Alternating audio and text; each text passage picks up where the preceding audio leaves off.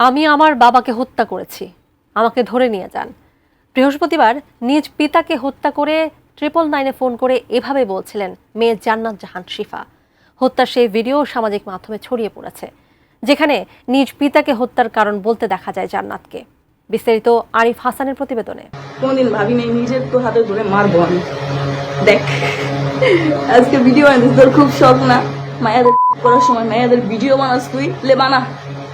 আজকে আমি তোরে মারার অবস্থা আছে, এমন অনেকে করবো আমি সাইকো।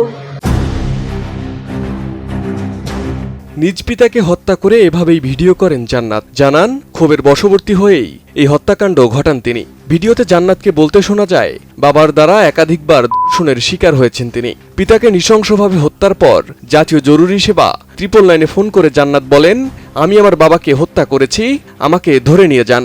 তুই আমার বাপ না, তুই আমার কইছস কি আমি জানোস? তুই আমার মারে বানাই দিছস, তারপরে হজম করছি, কিচ্ছু কইনি তোরে। আজকে দেখ তোর ভিডিও, তোরই ফোনে, তোর মাইয়াদের এতদিন ভিডিও করছস, আমার ভিডিওগুলো কই রাখছস? আমার ভিডিওগুলো গায়েব করে দিছস না? কম জ্বালাস না এই ভিডিও দিয়ে ভাইরাল করে দিবি, এই করবি ওই করবি, কর। RICL TMX, যুগের পর যুগ স্থাপনা থাকে মজবুত। বৃহস্পতিবার ভোরে সাভার পৌর এলাকার মসজিদপুরের নূর মোহাম্মদ ভিলার ৫ম তলার ফ্ল্যাটে এ ঘটনা ঘটে। নিহত আব্দুস সাত্তার নাটোর জেলার সিংড়া থানার ভগা গ্রামের আব্দুর রশিদের ছেলে। তিনি মেয়ে জান্নাতকে নিয়ে ওই ফ্ল্যাটেই থাকতেন।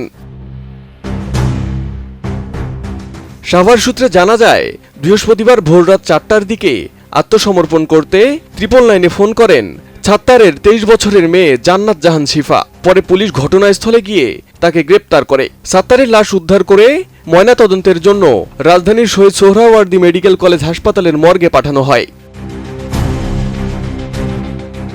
জানা যায়, জান্নাতের মা আব্দুস সাত্তারের তৃতীয় স্ত্রী। তবে মায়ের সঙ্গে তার বাবার কোনো সম্পর্ক ছিল না। মায়ের অনুপস্থিতিতে মেয়েকে একাধিকবার ধর্ষণ করেন বাবা। 2022 সালে বাবা আব্দুস সাত্তারের বিরুদ্ধে নাটোরের সিংড়া থানায় একটি ধর্ষণ মামলা করেছিলেন জান্নাত। ওই মামলায় সাত্তার দীর্ঘদিন কারাগারেও ছিলেন।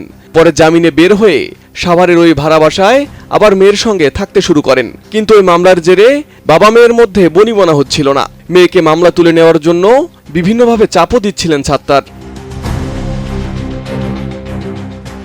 এর জেরে বুধবার রাতে ভাতের সঙ্গে বৃষ্টি ঘুমের ওষুধ মিশিয়ে বাবাকে খেতে দেয় জান্নাত। পরে তিনি ঘুমিয়ে পড়লে ভোরের দিকে জান্নাত ধারালো ছুরি দিয়ে তাকে কুপিয়ে হত্যা করে। এরপর জাতীয় জরুরি সেবা 999-এ ফোন করে হত্যার বিষয়টি জানায় সে।